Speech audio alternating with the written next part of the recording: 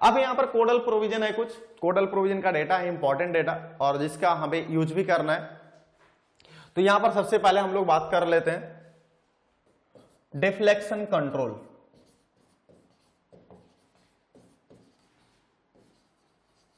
जैसे आपके पास स्ट्रक्चर होता है तो उसकी कुछ ना कुछ डिफ्लेक्शन आती है और उसको कंट्रोलिंग करना हो तो अपन कैसे करेंगे कंट्रोलिंग, ठीक है। तो यहां पर हम लोग बात करते हैं डिफ्लेक्शन को कंट्रोलिंग करते समय, ठीक है। तो यहां पर हम लोग लिखेंगे बीम, यहां पर हम लोग लिखेंगे बीम, और यहां पर हम लोग लिखेंगे L effective divided by effective depth का रेशियो। जब भी अपन को डिफ्लेक्शन कंट्रोल करना हो तो लेंथ टू डेप्थ के रेशियो के बेसिस पे हम लोग कंट्रोल कर सकते हैं। तो अपन कह सकते हैं the deflection control of the structure can be done by using the ratio of L effective by D, ठीक है। अगर एल इफेक्टिव बाय डी का रेशियो जो गिवन लिख रहे हैं अपन इससे कम होगा for this type of structure, तो हमारा कोई भी डिफ्लेक्शन कंट्रोलिंग करने की आवश्यकता नहीं है, यानी वो सेफ है। तो जैसे मान लो बीम दे रखा है आपका कैंटिलीवर बीम। कैंटिलीवर बीम के बारे में अपन जानते हैं, कैंटिलीवर बीम मतलब एक एंड आपका फ्री हो और एक एंड क्या हो, ये आपका फिक्स एंड हो गया, ये फ्री एंड हो गया, ठीक है। तो इसके केस में हमारा जो आता है वैल्यू वो होता है 7। कितना होता है 7। अगर एल बाई डी का रेशियो 7 से कम है, ठीक है, तो हमारा यहां पर कोई कंट्रोलिंग करने की आवश्यकता नहीं है, ठीक है। दूसरा पॉइंट, अगर यही हमारा है एसएसबी, एसएसबी मतलब simply supported beam, simply supported beam, ठीक है। अगर ये सिंपली सपोर्टेड बीम है तो इसकी वैल्यू होती है 20। अगर हम लोग इसका बीम बनाए सिंपली सपोर्टेड का तो एक एंड हिंज होगा और एक एंड आपका कैसा होगा, रोलर सपोर्ट। ये हो गया आपका दूसरा। तीसरा टर्म है आपका कंटिन्यूअस बीम। कैसा है आपका कंटिन्यूअस बीम। अगर ये कंटिन्यूअस होगा तो इसके लिए 26। हमने बताया था कंटिन्यूअस बीम की कंडीशन क्या होती है,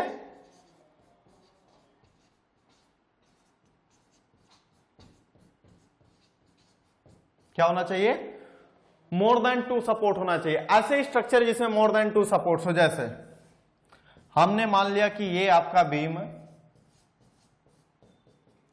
इसमें कितने सपोर्ट हो गए, पहला सपोर्ट, दूसरा सपोर्ट, तीसरा सपोर्ट। उम्मीद करता हूं मैंने ये सब बताया आपको, सिंपली सपोर्टेड, रोलर सपोर्ट और आपका कंटिन्यूअस कैसा होता है, ठीक है। तो ये सब बता चुके हैं अपन पहले, ठीक है। जो हमने रेशियो दिया, the above condition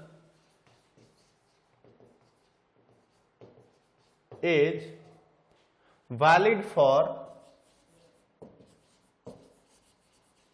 if L effective less than or is equal to 10 metre, less than or is equal to 10 metre.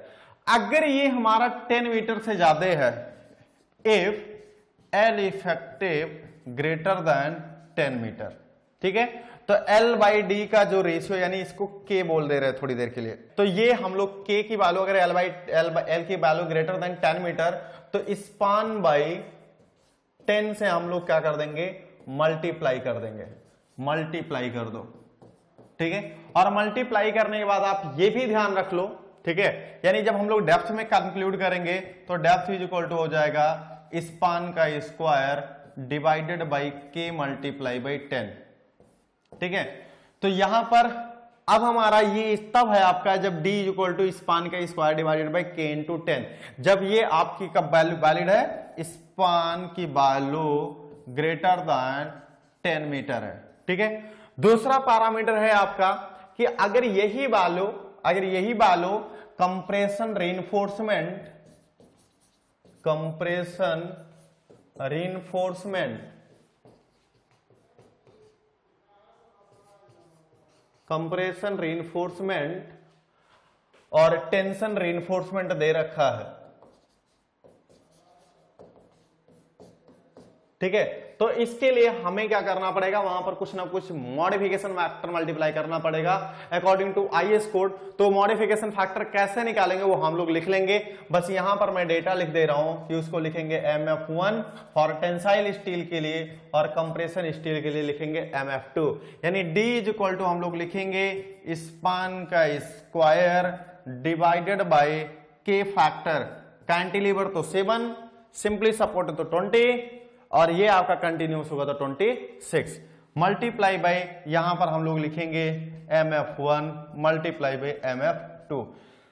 ध्यान रखना this MF1 is based on the tension reinforcement and this MF2 is based on the compression reinforcement. ठीक है, सो इतना data आपको रख के चलना है, इतना डेटा आपको क्या करना है, रख के चलना है, इतनी इंफॉर्मेशन। तो अब हम लोग डिस्कस कर लेते हैं, डिस्कस तो कर लिए, इसके बारे में पढ़ लेते हैं आप। ठीक है, तो यहां पर polar deflection control effective depth of the high the major role play in the satisfying.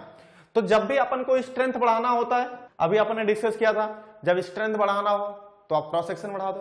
Cross section में स्पेशली हम लोग बात किसकी कर रहे थे, डेप्थ। तो वही कह रहा है कि depth is very important parameter, ठीक है, to major role to play in satisfying. मतलब क्या क्या सेटिस्फाई कर रहा है, तो सबसे पहले उसने बोला strength requirement of the bending moment, यानी बेंडिंग मोमेंट, इसका मतलब मोमेंट ऑफ रेजिस्टेंस में आपकी सबसे इंपॉर्टेंट होती है रोल किसकी, डी की, क्योंकि हम लोग जानते हैं MU लिमिट कितना लिखा था हमने, QBD स्क्वायर। ठीक है, तो यानी MU limit is directly proportional to D square. अगर आपको लिमिटिंग मोमेंट की वैल्यू बढ़ानी है, यानी इस बीम की मोमेंट रेजिस्टेंस कैपेसिटी बढ़ानी है, तो आप क्या करो, डेप्थ की वैल्यू बढ़ा दो। अगर डेप्थ की बढ़ाओगे तो उसकी स्क्वायर रेट से आपका मोमेंट क्या कर जाएगा, बढ़ जाएगा। क्लियर है? ठीक है, तो ध्यान रखना। जैसे अगर हम लोग यहां पर क्वेश्चन करके एक बोल लें, यहां पर क्वेश्चन एक ले लें कि हम लोग if the depth increased by 10%, अगर डेप्थ हमारा 10% से इंक्रीज हो रहा है, इसका मतलब अब आपसे वो पूछे कि मोमेंट ऑफ रेजिस्टेंस, यानी ये जो आपने MU की वैल्यू ले रखा है, MU लिमिट, ये कितने परसेंट से इंक्रीज होगा, कितने परसेंट से इंक्रीज होगा। तो हम लोग लिखेंगे MU limit is directly proportional to, अब कितना है ये 10% है, पहले कितना था 100 था, तो ये आपका कितना हो जाएगा 1.1 D का होल स्क्वायर, यानी 11 इंटू 11 1.21 D स्क्वायर, यानी 21% से ये क्या कर जाएगा, MU लिमिट कैपेसिटी क्या कर जाएगी, बढ़ जाएगी। 10% का अगर आप डेप्थ में वृद्धि कर रहे हो, यानी इंक्रीमेंट कर रहे हो, तो 21% से उसकी मूवमेंट रेजिस्टेंस कैपेसिटी क्या हो जाएगी, बढ़ जाएगी। ठीक है, अगर आप डेप्थ को कांस्टेंट करके विड्थ में कर रहे हो इंक्रीमेंट 10%, तो केवल 10% से आपका मूवमेंट बढ़ेगा। So for the better understanding point of view, we will always consider that the depth of the beam is a very important factor which is directly proportional to the limiting moment. इसका मतलब अगर bending strength आपको बढ़ानी है तो आप क्या करो, डेप्थ बढ़ा दो। सब की एक बात, ठीक है। दूसरा पैरामीटर अगर हम लोग बात करें यहां पर, दूसरा पैरामीटर तो डिफ्लेक्शन ऑफ द बीम। अब देखो डिफ्लेक्शन ऑफ द बीम, यहां पर जो भी एक्शन हम लोग कर रहे हैं वो किसकी एक्शन कर रहे हैं, बेंडिंग मोमेंट की। चलो अब देखते हैं जरा। हम लोगों ने बोला, देखो यहां पर ध्यान से सुनना, मान लो कि ये सिंपली सपोर्टेड बीम है, ये सिंपली सपोर्टेड बीम है और यहां पर अपन ने यूडीएल लोड लगा दिया और यूडीएल लोड लगाया W पर मीटर। ऐसे ही तो बीम आता है, बीम में लोडिंग ऐसे ही तो आती है। अगर ऐसे बीम में लोडिंग ऐसी आई तो हम लोग जानते हैं कि यहां पर एक इलास्टिक कर्व बनेगा, इसको हम लोग बोलते हैं दोस्त इलास्टिक कर्व।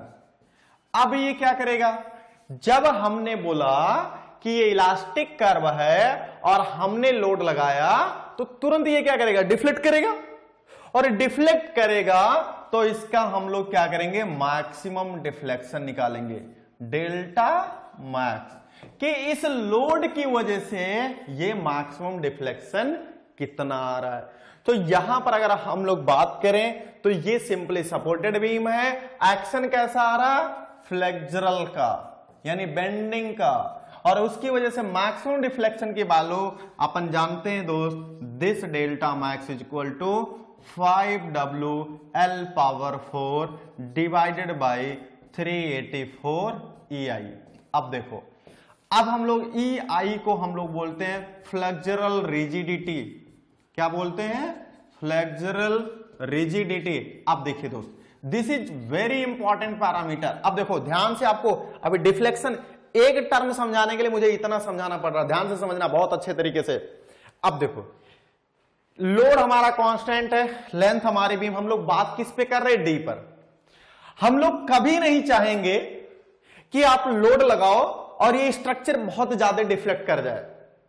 तो इसका मतलब अगर डिफ्लेक्शन आपका ज्यादा हो रहा तो हमारे लिए this is very unfavourable condition, मतलब हमारे डिजाइन पॉइंट ऑफ व्यू के लिए ये सही नहीं है। हम लोग कहेंगे बेटा ज्यादा डिफ्लेक्ट मत हो। तो उसने बोला कि लोड तो आपने लगा रखा, हम डिफ्लेक्ट तो नहीं होंगे, लेकिन अब देखो, तो हमें क्या करना, ज्यादा डिफ्लेक्शन नहीं होने देना है। तो अगर हम लोग यहां पर देखें तो ये delta max is inversely proportional to the 1/I। बोलो यस और नो। और इस I को हम लोग बोलते हैं मोमेंट ऑफ इनर्शिया। क्या बोलते हैं हम लोग? Moment of inertia. ठीक है। अब देखो यहां पर फर्दर अगर हम लोग बोलेंगे तो ऐसा भी कह सकते हैं, जैसे मान लो कि यहां पर ये रेक्टेंगुलर सेक्शन है और इसकी डायमेंशन ये D है और ये डायमेंशन आपकी कितनी है? B है। ठीक है। तो ये x एक्सिस और ये x एक्सिस, तो यहां पर हम लोग लिखेंगे Ix is equal to BD³ divided by 12। ठीक है। तो ये हमारा क्या हो गया? Moment of inertia. अब दोस्त अगर हम लोग फर्दर देखें तो यहां पर हमने बोला delta max is inversely proportional to BD³ divided by 12, यानी delta max is inversely proportional to 1/D³। कहने का मतलब यह है दोस्त कि अगर आप D की वैल्यू बढ़ाओगे, यानी डेप्थ ऑफ बीम बढ़ाओगे, तो इस डेल्टा मैक्स की वैल्यू क्या करेगी? डिक्रीज करेगी। फिर वही एग्जांपल कि अगर हमने डेप्थ को 10% से इंक्रीज किया, कितने परसेंट से? 10% से, तो डेल्टा मैक्स की वैल्यू क्या होगी दोस्त? तो डेल्टा मैक्स की वैल्यू डिवाइडेड बाय 1.1 D³। ठीक है, D³। अब 1.1 का क्यूब करके उसका इनवर्स कर लो आप, ये आ रहा है delta max is equal to, ये हो जाएगा 0.7513 डेल्टा मैक्स ऑफ ओरिजिनल। अब पहले कितना था ओरिजिनल पे? 1 था, अब कितना हो रहा? 0.75। इसको अगर हम लोग नेगलेक्ट कर दें 0.75, इसका मतलब कि अगर हमने डेप्थ को इंक्रीज किया 10% से तो डेल्टा मैक्स क्या कर गया? डिक्रीज कर गया। कितने परसेंट से? 25% से। This is very important. अब देखो, प्रूफ करके हमने तो दिखा दिया आपको, अब सोचने वाली बात है, यहां पर इसने दो पैरामीटर बोला कि डेप्थ हमारा वेरी इंपॉर्टेंट पैरामीटर है जो कि रोल प्ले करता है इन case of the bending strength, यानी बेंडिंग मोमेंट। और दूसरा पैरामीटर इसने क्या लिखा? इन case of the deflection, in case of the deflection of the beam. तो कहने का मतलब है अगर आप D की वैल्यू बढ़ाओगे तो बेंडिंग मोमेंट रेजिस्टेंस कैपेसिटी क्या करेगी? इंक्रीज करेगी, और दोस्त डेल्टा की वैल्यू क्या करेगी? डिक्रीज करेगी। और यही तो हम लोग चाहते हैं, यही तो हम लोग चाहते हैं कि इतना क्रॉस सेक्शन दे दो कि उसकी मूवमेंट रेजिस्टेंस कैपेसिटी ज्यादा से ज्यादा हो, और जो उसकी डेप्थ वैल्यू है, इसका मतलब कि डेप्थ के कहने का मतलब जो उसका डिफ्लेक्शन हो रहा है वो हमारा क्या हो? कम से कम हो। क्लियर है इतना? आप देखिए, initial effective depth of the beam however is assumed to satisfy the deflection requirement depending on the span and the type of reinforcement. So IS 456 stipulates the basic ratios of the span to effective depth of the beam for the span up to 10 meter as clause. ठीक है, तो ये IS code का clause है।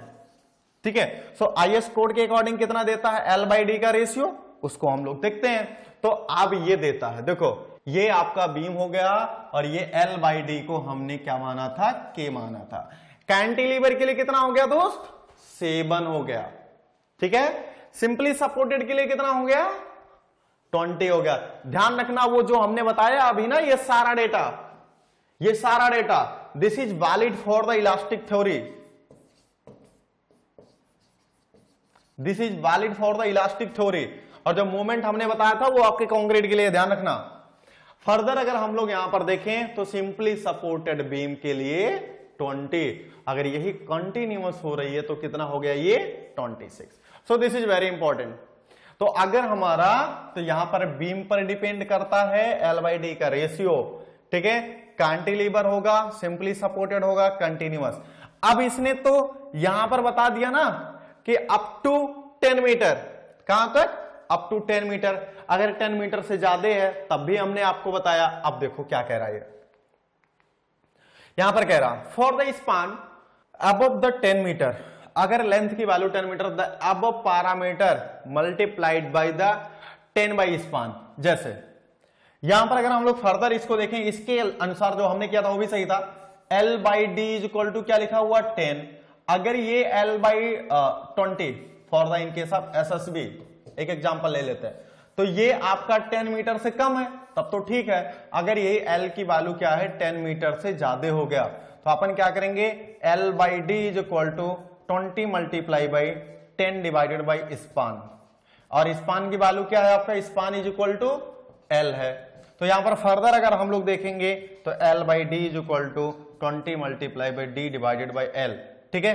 So further अगर हम लोग D यहां पर निकालेंगे तो D is equal to span का square divided by 10 multiply by, और ये क्या है आपका K वैल्यू।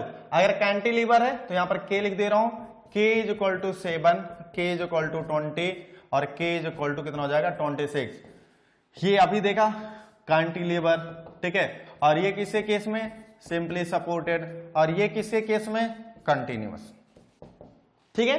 तो ये सारा डेटा हमारे लिए क्या है, इंपॉर्टेंट है। अगर यही कंप्रेशन रेनफोर्समेंट और टेंशन रेनफोर्समेंट का इंफॉर्मेशन भी दे रखा है तो मैग्निफिकेशन फैक्टर 1, मैग्निफिकेशन फैक्टर या मॉडिफिकेशन फैक्टर 2, ये modification factor for tension steel and this is valid for the compression. सारा डिस्कशन अपन ने कर लिया, सो डोंट वरी, ठीक है। सो अगर हम लोग यहां पर देखें, so the ratio are to be multiplied by the modification factor depending on the reinforcement percentage and type. Percentage मतलब कि कितना परसेंटेज आपने रीइंफोर्समेंट ले रखा है, टाइप मतलब that reinforcement is either tensile reinforcement or compressive reinforcement. So on the basis of that we will consider all the value, ठीक है। IS 45 से given the different values of the modification factor। अब यहां पर modification factor का different value IS code देता है। चल ये IS कोड का डेटा है, तो ये मॉडिफिकेशन फैक्टर लिखा है, देखना ध्यान से। अगर ये परसेंटेज ऑफ टेंशन रीइंफोर्समेंट ले रखा है, ठीक है, तो अब जैसे यहां पर दे रखा है कि IS code first IS steel stress of the service load, ठीक है। तो ये ध्यान रखना, this is talking about the service load, ठीक है, न्यूटन पर मीटर स्क्वायर में, mm स्क्वायर में, ठीक है। तो यहां पर आपका जो वैल्यू हो जाएगी modification factor for the tension reinforcement के लिए, जैसे आप परसेंटेज ऑफ स्टील आप ऐसे बढ़ोगे, ठीक है। और ये WSM का डेटा ध्यान रखना, this is valid for the WSM data. तो इसका मतलब ये आपका 190 दिया हुआ है, ठीक है, सॉरी 240 दिया हुआ है, तो Fe 415 दिया हुआ है, 290 दिया हुआ है, इसका मतलब Fe 500 दिया हुआ है, ठीक है। यहां पर दे रखा 145, इसका मतलब Fe 250 दे रखा है। तो यहां पर ग्रेड ऑफ स्टील पर भी हम लोग बात करेंगे। तो यहां पर अगर आपका परसेंटेज ऑफ स्टील जैसे 0.4 आ गया तो 0.4 और Fe 500 आपने ले लिया तो मॉडिफिकेशन फैक्टर आपका इतना हो जाएगा, ठीक है। तो मॉडिफिकेशन फैक्टर आपका इतना हो जाएगा, जैसे 0.8 ले लिया, Fe 250 ले लिया, तो 0.8 Fe 250 पे आप जाइए, यानी यहां पर ये मॉडिफिकेशन फैक्टर आपका इतना हो जाएगा, ठीक है। आप 1.6 ले लीजिए परसेंटेज ऑफ स्टील Fe 500 पे, तो आपका इतना हो जाएगा। तो इसका मतलब कि जो परसेंटेज ऑफ स्टील है, यानी जो मॉडिफिकेशन फैक्टर है, वो डिपेंड कर रहा है कि कौन से आपने स्टील का ग्रेड लिया, ठीक है। और टेंशन रेनफोर्समेंट में कौन सा ग्रेड ऑफ स्टील लिया, और आपका परसेंटेज ऑफ स्टील कितना है। परसेंटेज ऑफ स्टील हमने बताया दोस्त AST divided by B multiply by D। किसके केस में, AST divide by B into D। अगर हम लोग फर्दर बात करें तो ये तो हो गया आपका MF1, हम लोग कहां फाइंड आउट करेंगे, MF1 यहां से फाइंड आउट करेंगे। दूसरा मॉडिफिकेशन फैक्टर अगर हम लोग बात करें तो यहां पर देखो परसेंटेज ऑफ कंप्रेशन रेइंफोर्समेंट 0.5%, 1%, 1.5%, 2%, ठीक है। तो यहां पर आपका जो मॉडिफिकेशन फैक्टर दे रखा है वो आपका डायरेक्टली इतने परसेंटेज पे ये वैल्यू, ये वैल्यू, ये वैल्यू, ये आपका जो मॉडिफिकेशन फैक्टर होता है ये ग्रेड ऑफ स्टील पर डिपेंड नहीं करता, ये कांस्टेंट होता है, ठीक है। तो ये डायरेक्टली केवल डिपेंड करता है परसेंटेज ऑफ स्टील पर। यहां पर आपको क्या करना है, ग्रेड ऑफ स्टील भी डिफाइन करना है कि कौन सी ग्रेड ऑफ स्टील के बारे में अपन बात कर रहे हैं, ठीक है। तो अपन मॉडिफिकेशन फैक्टर के बारे में भी देख लिया। बस इतना ध्यान रखना कि मॉडिफिकेशन फैक्टर यहां पर मैं लिख दे रहा हूं, MF1 may be less than 1 or greater than 1, ठीक है। But in case of compression reinforcement modification factor जिसको अपन MF2, it will be always greater than और इक्वल टू 1, ये 1 से कम हो ही नहीं सकता। Modification factor for compression steel ये क्या होगा, 1 से कम हो ही नहीं सकता, या तो ये 1 होगा या तो 1 से ज्यादा होगा। और इसमें भी आपका 1 भी हो सकता, 1 से कम भी हो सकता, 1 से ज्यादा भी हो सकता, डिपेंड करेगा कि आपने कौन सी ग्रेड ऑफ स्टील ले रखा है, ठीक है।